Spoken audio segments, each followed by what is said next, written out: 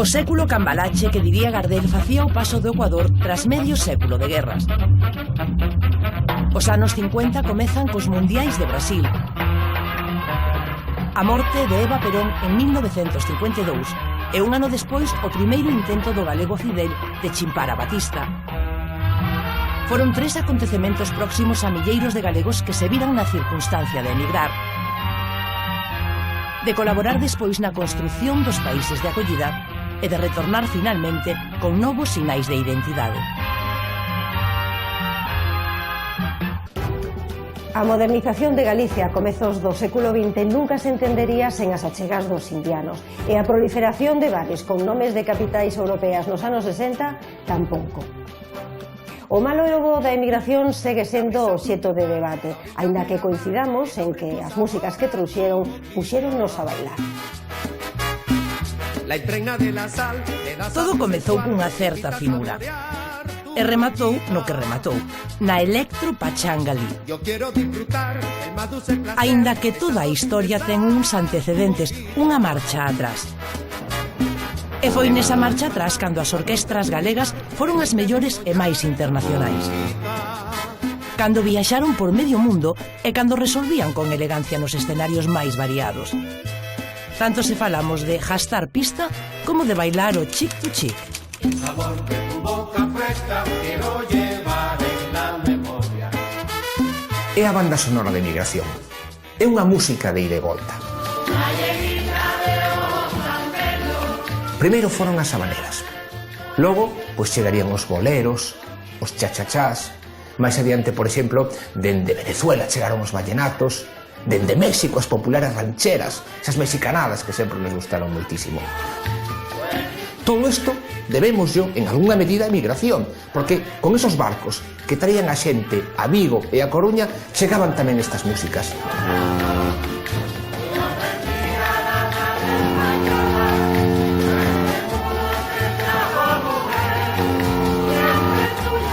Os galegos levamos emigrando desde 1850. Que hoxe teñamos que volver a emigrar é terrible. Que tuveramos que volver a emigrar nos anos 50 e 60 foi terrible. Pero antes desa emigración, houve outra emigración da que temos vestixios que non entendemos. As casas de indianos, as escolas de indianos, os García Naveira, o Pasatempo, García Barbón. Toda a Galicia contemporánea está construída de emigración. A urbanidade, as ideas progresistas, as formas de asociación, o agrarismo, as novas formas de cultura urbana, a ciencia, todo eso aprendimos os galegos na migración. Debe ser vista, eu creo que hai que vela, en términos históricos desde hoxe, como un gran éxito. Un gran éxito por qué? Porque tiñamos unha economía agraria capaz de producir moitas persoas. É produto dunha agricultura que mellora, e que mellora moito, e a nosa agricultura que mellora moito, e produce máis fillos.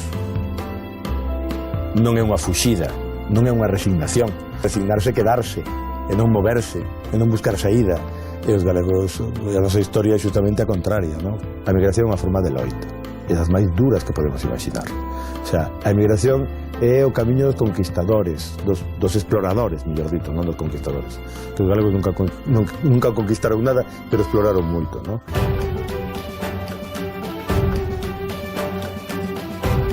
Desaparecen as cartillas de racionamento. España e os Estados Unidos de América asinan o acordo bilateral, bases militares a cambio de financiamento para o réxime. E tamén no 53, Marcos Pérez Jiménez chega á presidencia de Venezuela, inaugurando a era do petróleo e dos dólares. Venezuela mantívose como a última fronteira americana antes de que os galegos e outros colectivos españois marcharan xa cara a Europa, non? Tivo que ver, evidentemente, ca aparición do petróleo, a altura de fins dos 40, e a intención de quen gobernaba entón, Marcos Pérez Jiménez, que, bueno, pois promoveu, digamos, que iniciativas encaradas a fomentar na inmigración no seu país. Corrías a voz, como decían por aquí, de que nas rúas de Caracas dábanse patadas os bolívares, non? Pola rúa, de tanta abundancia que había. Nese ambiente de bonanza económica do goberno de Marcos Pérez Jiménez, os músicos galegos, inicialmente os coruñeses, anímanse a coller o barco cara a Venezuela e buscar a vida nos salóns dos hotéis, nos casinos e nos cabarets.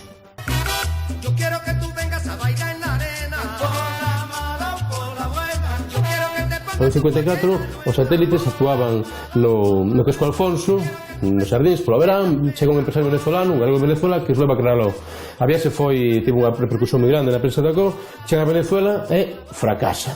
Claro, la xente preséntase como los satélites de España tocando música tropical. Quiero que te ponga tu pollera nueva.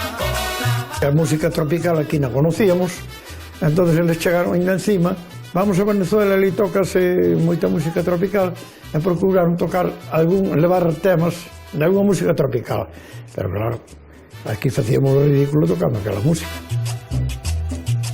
Ali tocan todo moi sincopado, moi colgado, e aquí tocábamos todo moi cuadrado.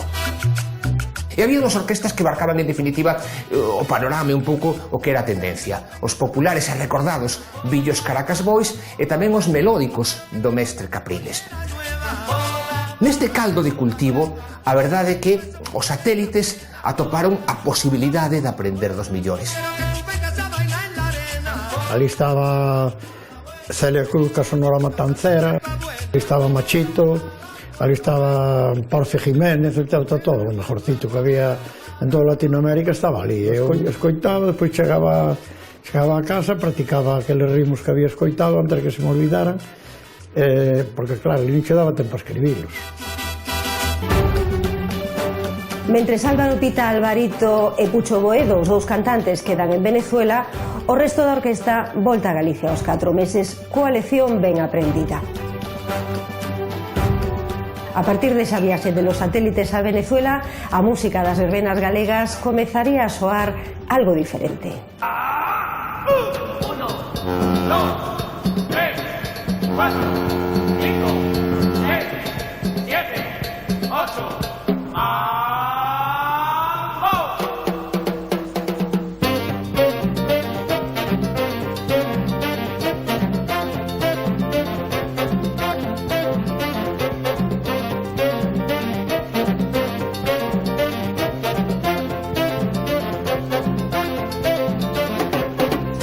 Vinieron de Venezuela, pues traían, o sea, un espíritu de salsa, del merengue, del cha-cha-cha, del mambo, de toda la música latina.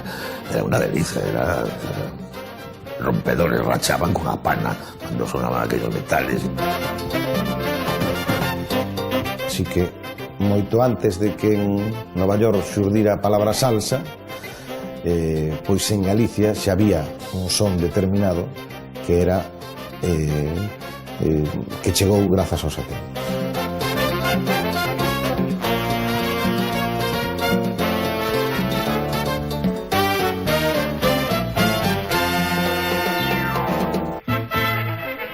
Creo que non descubrimos nada novo se contamos que os satélites eran unha formación de grandes músicos.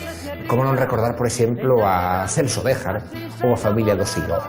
Esta figura de Celso Béjar, aquel home hierático que tocaba con un traballo, un gran violinista, moi formado musicalmente, que sempre falando con él, que decía, escutábamos uns discos de Glenn Miller e víamos onde acentuaban os sofós, ponendo ben, e aí colleron ese selo que se mantén. Por unha banda estaba o arreglista Sierra. Gracias a él, os satélites incorporaron o sonido do que eran as grandes big bands americanas. E todo isto combinado co traballo feito por Fixoi.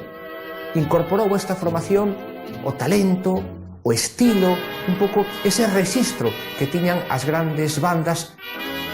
Patrulla Americana en forma ese saxofós cos trombós. I'm going to present to you this very beautiful Satélites Orchestra from Coruña.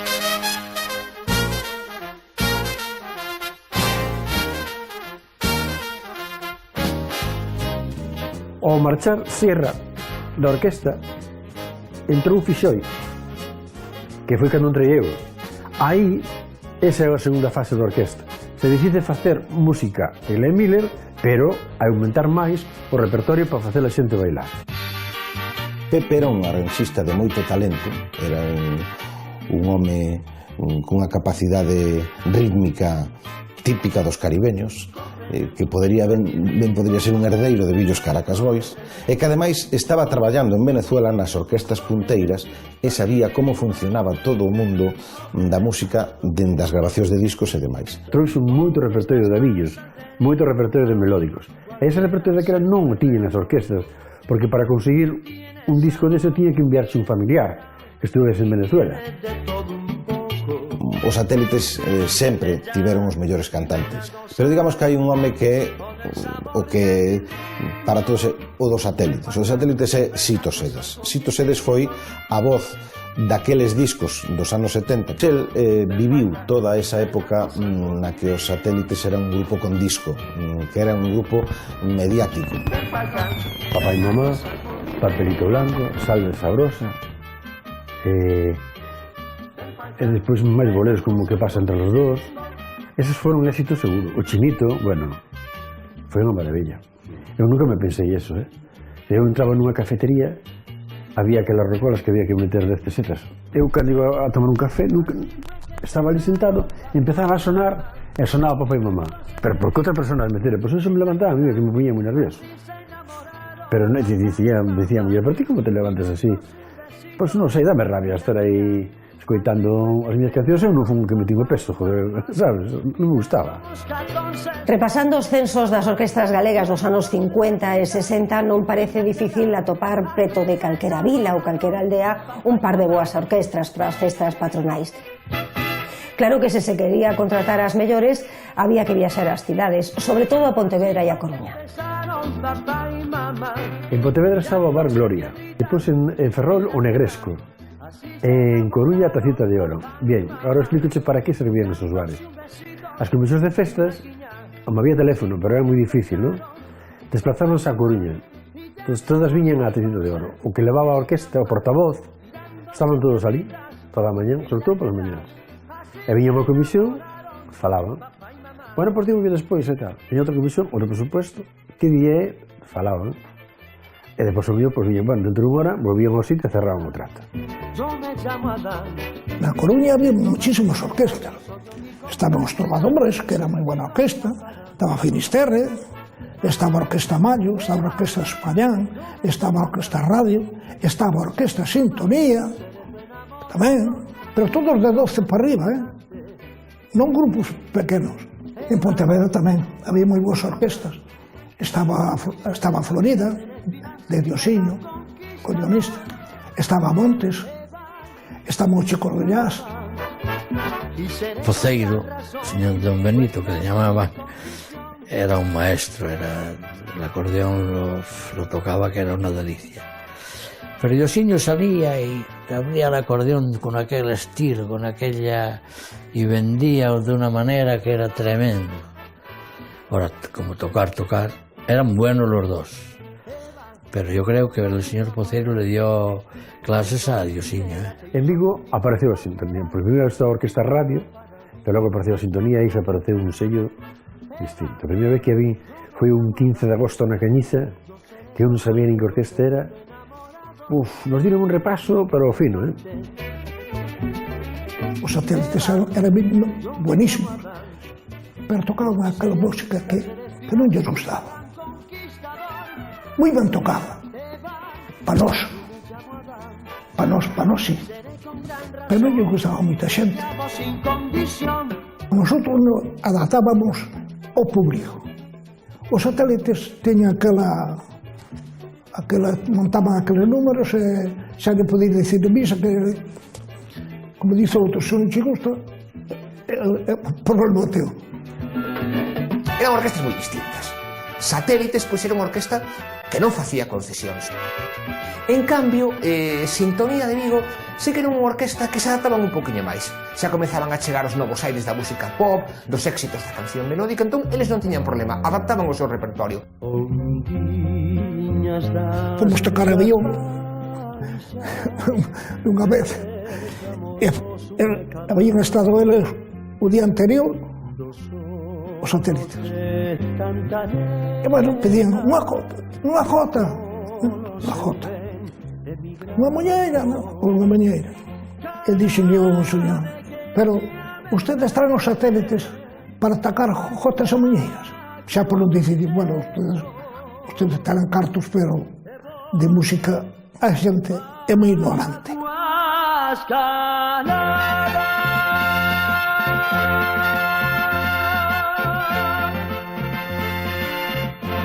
Despois da verbena chegaba o duro inverno e aí había que buscarse a vida porque o que se xuntaba durante o verán non daba para vivir todo o ano.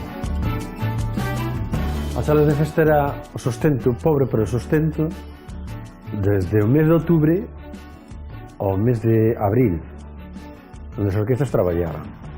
Que había, cando eu entrei na orquesta había un tipo de salas pequeno, moi apretadiños, vivían. Os empresarios non podían pagar moito máis do que che pagaban, porque senón perdían dinheiro, e logo foron aparecendo esas macrosalas. A primeira creo que foi a Olimpia de Vigo, esa foi unha sala, aí non iban tantas orquestas, pero era unha sala de festas en condición. Logo Pasales, a Revolta, a Perla de Perlío, o 3 de Euros de Cedeira, todas esas salas que tiñan cabida para grandes públicos. E aí estábamos os invernos. España entra finalmente nas Nacións Unidas no 55. E o célebre director de orquestra Xavier Cugat actúa na Praza de Touros de Pontevedra ese mesmo verán. Xavier Cugat era un músico de éxito internacional. El era de origen catalán e fixo prácticamente toda a súa carreira vía Estados Unidos, aínda que antes, bueno, empezara en Cuba. Tocara cos millores, arreglista, multiinstrumentista, músico, compositor, impulsou a carreira de un montón de figuras, dende Esther Williams ata o mismísimo Frank Sinatra foron compañeiros seus no escenario. Tamén era famoso polos seus divorcios e polas súas mulleres, entre elas Abby Lane.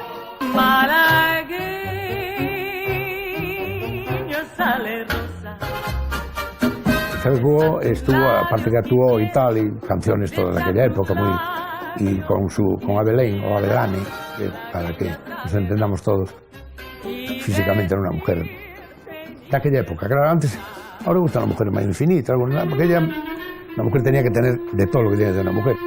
Simpática, aparte, y encajaba más porque veías a su marido, veías un tío mayor ya, de aquella, porque cuando vino a Pontevedra Xavier Cugat rondaría ya los 60 años, con su chihuahua, siempre andaba, y ella era una cría con 20 y tantos años, y causaba más sensación. Y esto era un sábado, y al día siguiente se fue a los toros, y yo me acuerdo perfectamente porque, casualidad, más esa, hasta donde estaba en Barrera, en el tendido 1, al principio del tendido 1. Y hubo una cosa muy curiosa de que delante de ella, además allí era un novillo casi engancha a Camacho, y ella se levantó con el susto, y al levantarse, pues la prepotencia que tenía, pues parece que se le desabrochó algún botón de su blusa y la plaza, por lo menos los que estaban cerca, se olvidaron de todo, y ella era muy simpática, tenía muchas tablas, saludó a todo el mundo y no le apartó, se abrochó.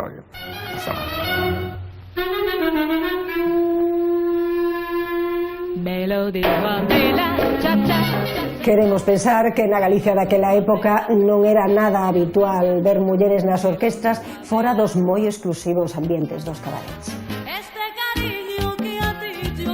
Nas orquestras galegas non querían mulleres vocalistas, non quixeron durante moitísimos anos. Eu preguntei por eso. De feito, no argot dos músicos orquestrais a cantante chamanlle a molécula, porque todo xira ao redor dela, que tampouco ten moito aquel, pero é así a nomenclatura. Cheguei aos satélites por medio dun representante que me chamou, os satélites van meter unha muller. E eu dixen, como? Os satélites, tes esa imaxe, esa orquesta seria, de xente de moito peso, dixen, unha muller, tal, que raro. Si, va meter unha muller, queren darlle un pouco de cambio, de dinamismo, de tal.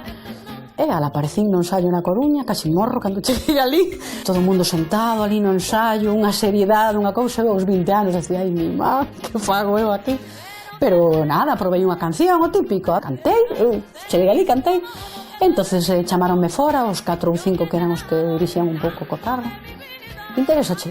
Pois sí, e así empecé. Era moi chocante cando chegábamos a verbena e había outra orquestra e compartías escenario. Eu habitualmente axudaba a recoller, eu sempre procurei ser un compañeiro máis, non? Máis que nada por min, por facerme a miña vida máis fácil tamén. Isto de que houvese igualdade tamén me daba dereito a exixir, non?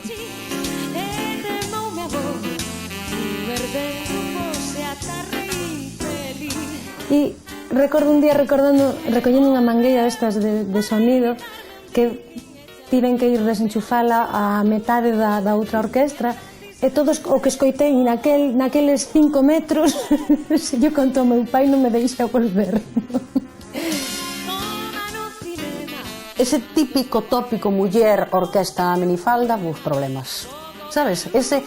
Eu penso que era por eso, sencillamente machismo. E na festa igual, Ti estás no escenario, se a falda é moi corta, malo. Se a falda é moi longa, malo. Si... é complicado.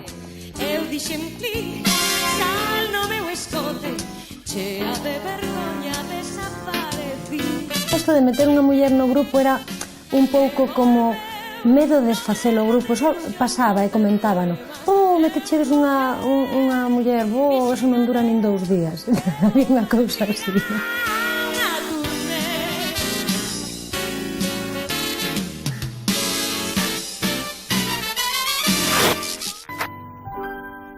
Me lo dijeron 1000 veces. Ata finais dos anos 70 a presenza de mulleres nas orquestras galegas era excepcional. Recórdanse 2 nomes. Manolita Pita, vocalista da Orquestra Leira, de Ferrol.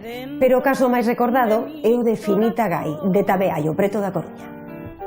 Te esperaba hasta moi tarde, ningún reproche te hacía. Foi a primeira gran artista que subiu un escenario, e iso sí que está perfectamente documentado, que era unha daquelas da zona de Castelo, ali en Tabeallo, unha daquelas rapazas que andaba coa máquina de coser na cabeza, era costureira, entón un día foi tocar a Orquestra Mallo, os grandes acordeonistas, sobre o escenario con un taxe que se fixera ela e deixou todo o mundo deslumbrado. Claro, para ser artista tivo que escapar da casa, porque dicía o pai que os músicos eran xente da tralla. Despois seguiu todo o curso honorum, despois queda embarazada de algún músico, ou ten relación con algún músico, o músico non quería casar, deixa todo en marcha a Venezuela. E Finita triunfa en Venezuela, xa está chamada a ser unha estrela naquel contexto, pero casa con un italiano repugnante que a obriga a retirarse da música. No debía de creerle,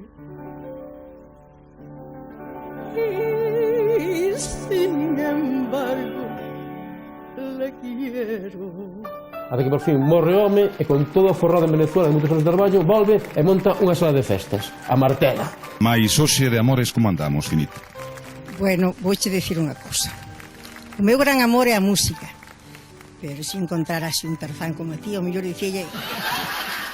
Finita... E nase te importa... Triunfou entre os vellos e triunfou entre os novos. E finalmente, nese momento de apoteose, ven unha enfermedade rápida e morre.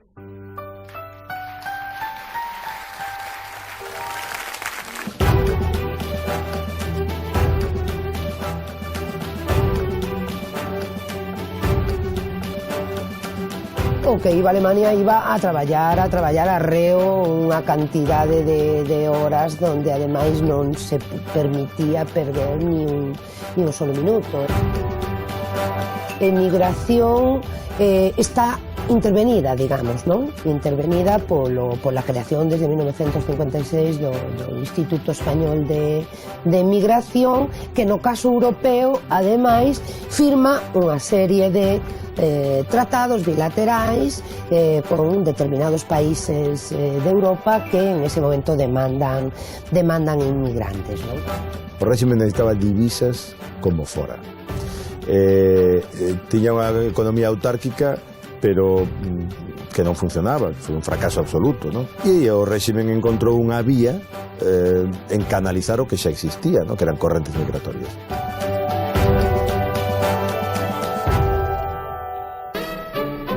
Estamos nun momento donde as orquestas de Galicia actúan por medio mundo.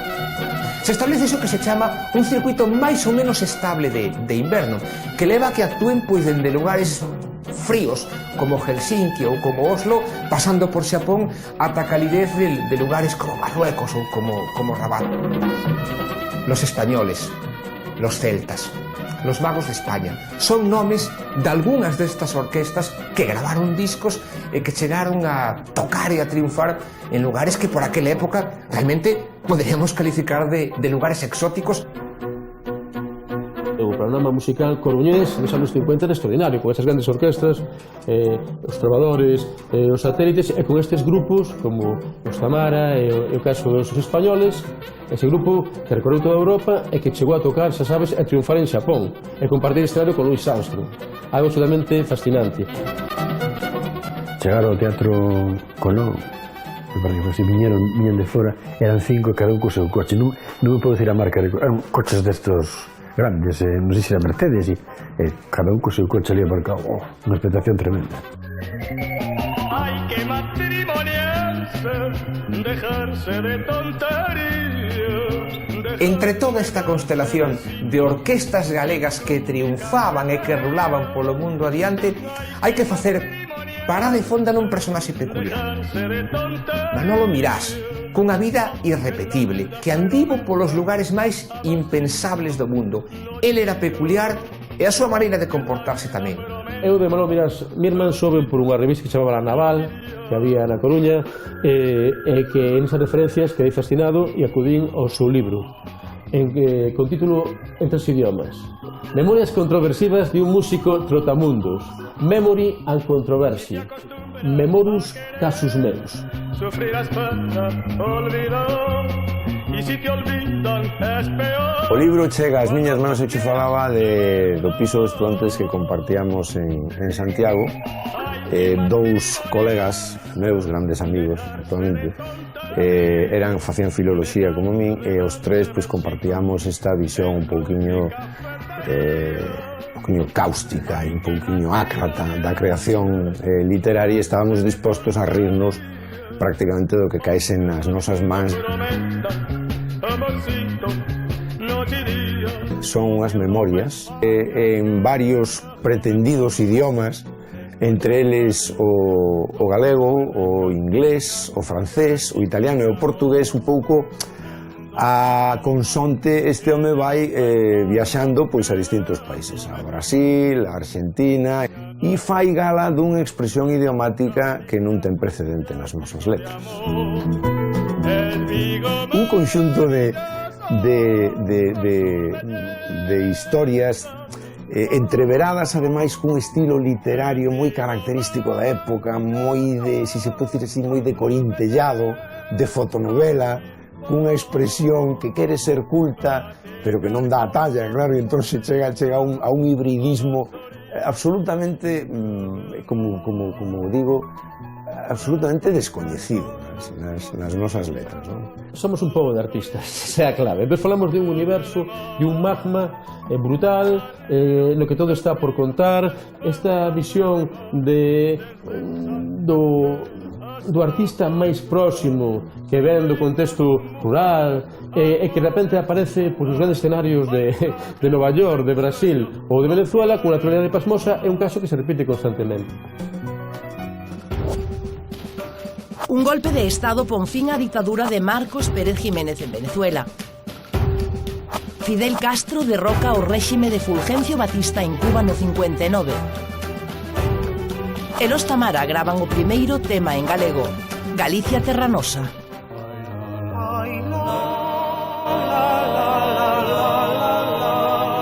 Galicia Terra Nosa foi unha composición do ferrolán Manuel Manso que formaba parte do repertorio de Los Españoles.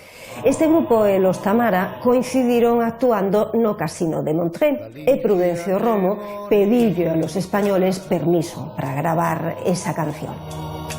Son as túas festas. Galicia Terra Nosa, na voz de Pucho Boedo, converteuse no primeiro gran éxito de Los Tamara.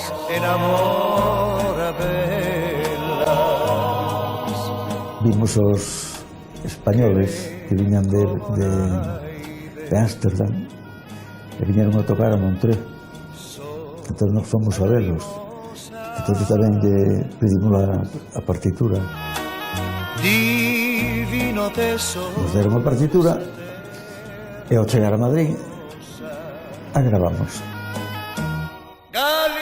Antes de que os Tamara naceran, creceran e acabaran sendo pois ese gran grupo que foi, pois xa facían das súas musicalmente, intentaban buscarse a vida en distintos lugares e cafés concertos que por aquela época pois eran moi habituais que había por Santiago. Alberto Romo, o seu irmán Prudencio, o seu cuñado e un rapaciño novo de Palmeira, Quique Paisal, estaban tocando en Compostela e deixáronse seducir pola idea de Manolo Paz. Manolo Paz era o instigador do grupo, o rapaz que estaba en Noia, que dende Noia quería formar, aglutinar un grupo de músicos para facer algo como os Platters. Había un concurso en Vigo que aquel que gañara podía tocar durante un tempo no Náutico de Vigo, ese era o premio. Gañaron, foron tocar ao Náutico e un dos que acudiu a velos tocar era o responsable da programación musical de casinos da órbita francesa que había en África, Marrocos, Alxeria, Túnez. Entón ese home viunos tocar en Vigo, na escala que fixo o barco, falou con eles e dixo en 3 meses en Marrakech.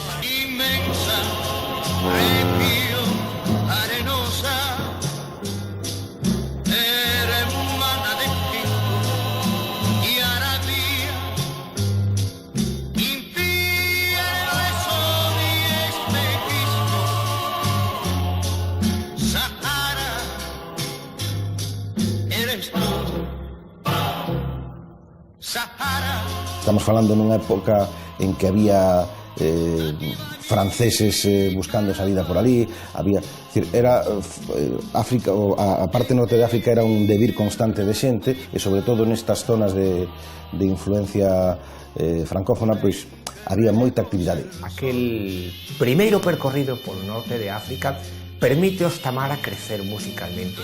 É a primeira vez que se teñen que enfrontar en lugares majestuosos, de luxo, fronte a un público exquisito, fronte a un público entendido, e salen satisfactoriamente desta circunstancia. Era un grupo que bebía das fuentes de la música francesa, digamos, ¿no? Tenía esa riqueza, por parte, la ventaja de los Tamara es que eran músicos, y se notaba. Y en Casablanca, y en Rabat, en Tetuán, y todas partes actuaban mucho, ¿no? Creo que llegaron a ir a Egipto también, inclusive, a Turquía, también fueron. Tuvieron un buen periplo, ¿no? Actuaron en el casino de Tánger, que inauguraron en los 50, y en el casino actuó, aparte de George Charles Labour, actuó Becot, actuaron los Platters. La favorita del sol. O seu retorno a Europa débese á Guerra de Alxer. Colleunos de pleno, de cheo, a guerra. Eles estaban tocando ali en locais moi prestixiosos que estaban controlados por, non imos dicir mafia, pero por grupos marselleses, e por eso, cando xurdiu o conflicto, eles foron cara a Marsella.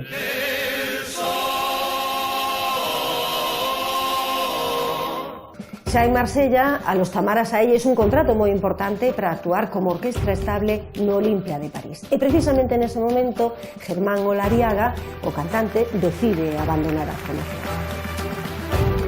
Obrigados a buscarlle un sustituto, Prudencio Romo chama a Pucho Boedo, o mellor. Pero é no Olimpia de París onde eles, por fin, son un grupo que grava, que ese é un salto cualitativo enorme en aquel momento. Por un lado graban covers, versións de cancións de éxito, como Zorba el griego, como el twist Ahí viene la letra, e por outro lado graban música en galego. Los Tamaras regresan a España. Nesa época son habituais nas mellores salas de baile de Madrid e Barcelona, onde van moitos outros artistas e onde Pucho Boedo triunfa co seu enorme carisma. Era como un dios para todos nosotros. Yo cuando vine a Madrid, ya te conté, entré en la cafetería California con Joaquín Prat, en la calle Salud. Allí estaba Pucho Boedo y le dice Joaquín: Pucho, aquí tienes a un paisano que viene a triunfar a Madrid. ¿De dónde eres, rapaz? De Padrón. Coño, en Padrón actuéis. Sí, actuaches, le dije, en unas fiestas que organizaba yo, las fiestas de Picusa. Me hice muy amigo de él. En los tiempos malos intenté ayudarle y no se dejó. No lo permitía. Cantaba en gallego como nadie. Además lo sentía. Era un gran hombre. Era un destroyer. Pucho era un octámbulo. Después tenía éxito con mujeres. Era un planchón. Aparte de cantar ben, vendía moi ben o artículo. Sabíase, eu non sei, tiña unha forma de poñerse no escenario que xa esa xente se quedaba mirando para el. Xa hai xente que ten un don. Estaba serio, cando cantaba unha canción desas con contido, vivía. Si non o vivía, parecía que o vivía, é dicir, era artista. Pareceme un crooner asombroso. Ten unha voz fermosísima, redonda, moi ben timbrada. Encantábame a emoción que poñía cando cantaba e os fraseos. Nalgúns casos recórdame a Sinatra. Mira o que che digo. El sol ya no alumbra más, es gris todo el cielo azul. Pucho Boedo viña dunha familia moi humilde, moi necesitada, con moi poquinhos recursos, e que incluso ademais sufriu represalias políticas na Guerra Civil porque era xente vinculada á República. Pucho, pois, hoxe en día ten en Coruña unha estatua, ten unha praza, está a piques de alcanzar, eu creo que xa alcanzou, eso que podemos catalogar de mito da música popular.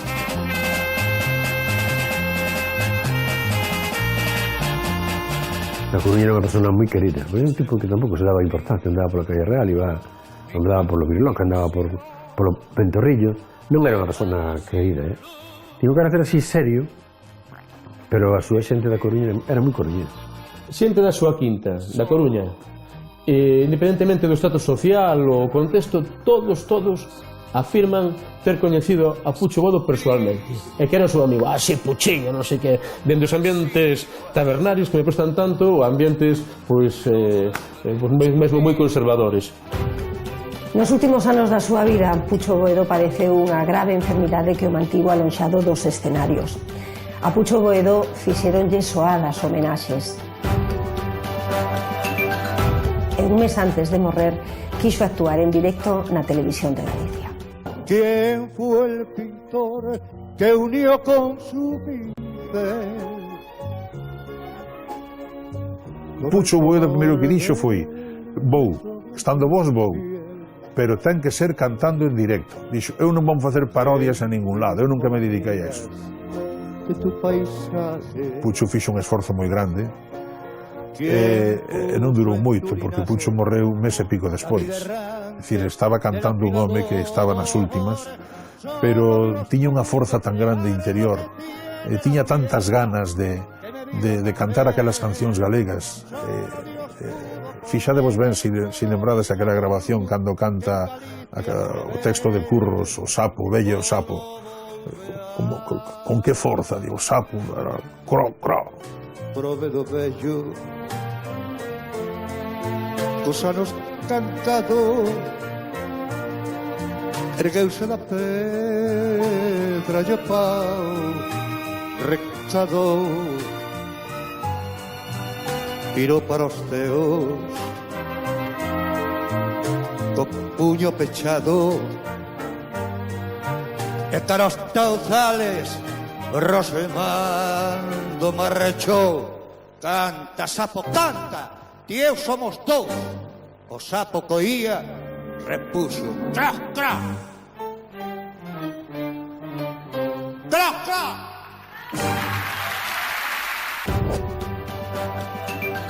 Voces ceibesos da chamada Nova Canción Galega preséntanse na primavera do 68 en Santiago de Compostela.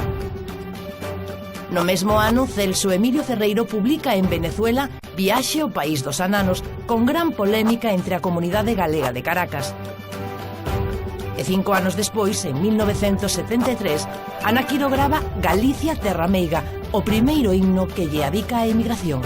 Esa outra emigración máis próxima que levou a moitos galegos a traballar como camareiros en Madrid ou como taxistas en Barcelona creou unha banda sonora que tanto lle dá cabida á muñeira como á chamada canción española.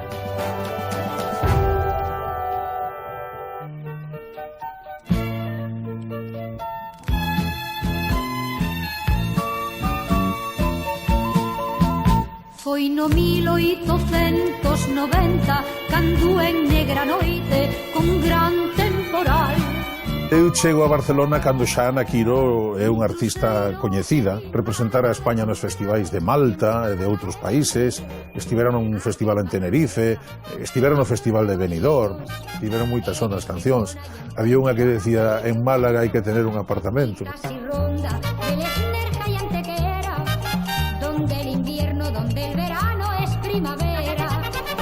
Ana chegou a gravar a canción que España presentara, que a Televisión Española presentara no Festival de Eurovisión e que gañara con Salomé nun curioso empate a 3 ou unha cousa así, non?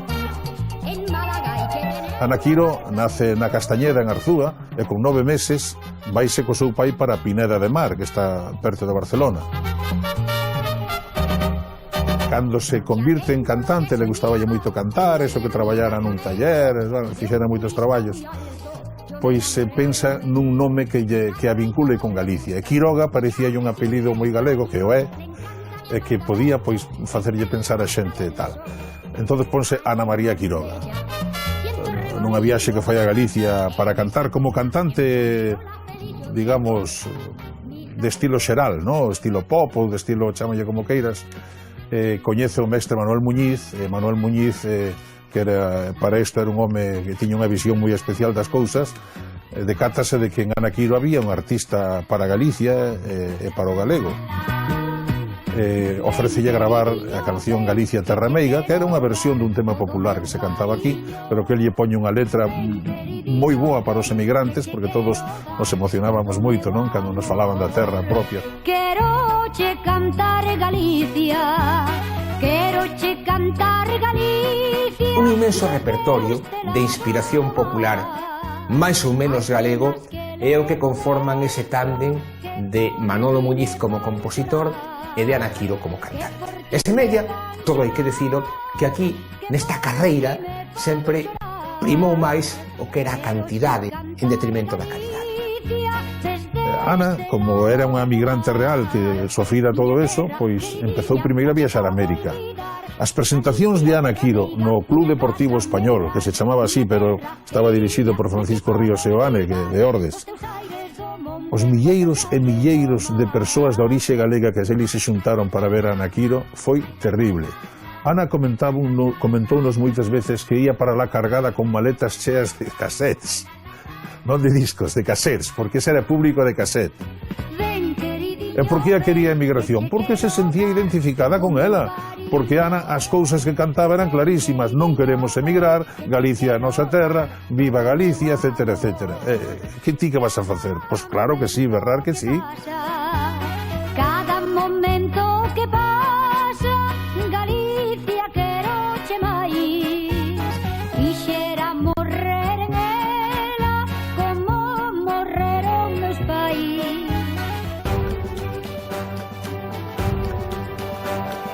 A Orquestra Compostela, de Manolo Muñiz, máis que polo seu nome, chegou a ser coñecida polo nome de a Orquestra da Emigración. Muñiz dalle personalidade a Orquestra Compostela e convirte na Orquestra da Emigración, digamos, o Parque Ana Quiro, porque el tamén levaba a Ana Quiro e a compañía para Ana Quiro. Entón, a Orquestra Compostela ten a mesma filosofía, digamos, de cara aos galegos do exterior de Ana Quiro. en esta villa preciosa. Tuvimos viajes, empezamos con Suiza, Alemania, Francia, Holanda, por Europa. Y luego ya Muñiz la empezó a introducir por América. Aquello iban a recibirte al aeropuerto como si fueras un dios. Aquello era... Pero bueno, con banderas de Galicia y Orquesta Compostela, bienvenida, les esperábamos y tal, y bueno, tremendo, eso era tremendo. Y después actuar para semejante cantidad de gente. En el Deportivo Español había como 16.000 personas. É a orquestra que máis discos grabou, xa non digo en lingua galega, grabou moitísimas cancións, centos de cancións en lingua galega. O que ocorre é que a Orquestra Compostela, como tiña, digamos, unha ideoloxía ou, digamos, unha filosofía moi propia, tiña un problema que non é pequeno, que é que gravaban tantos discos que terminaron sin gravar eles. Gravaban músicos de estudio, en moitos casos teclados, etc., e iban os cantantes a poñer a voz. Nada te pido, nada te debo, me voy de tu vera, olvídame ya.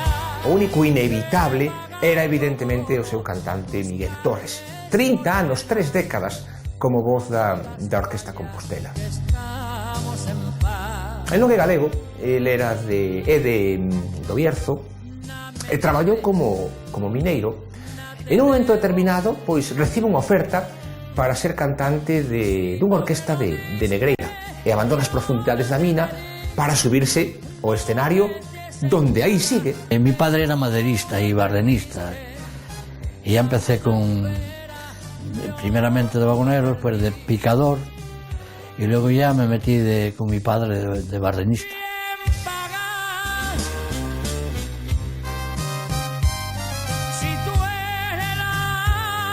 Cantaba mis canciones, aquello de Soy minero y El agua de la avellana. A mí me gustaba mucho Antonio Molina.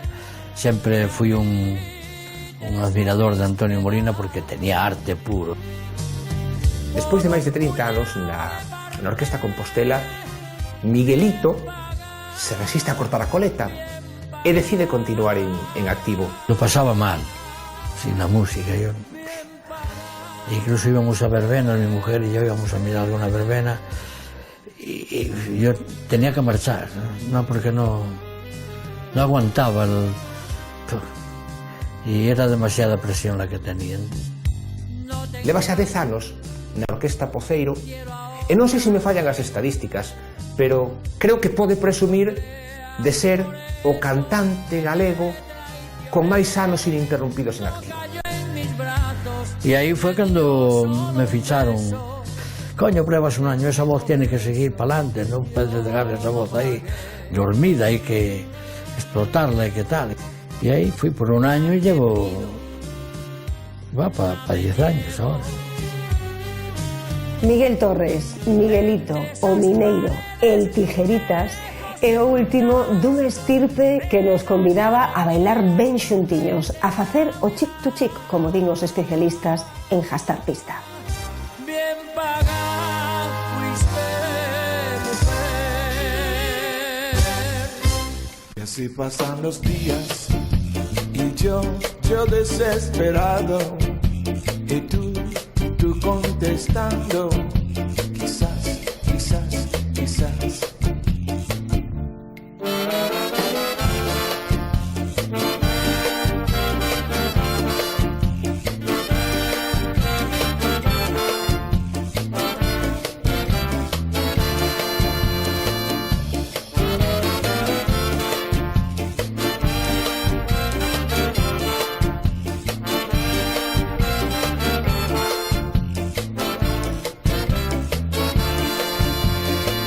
Estás perdiendo el tiempo.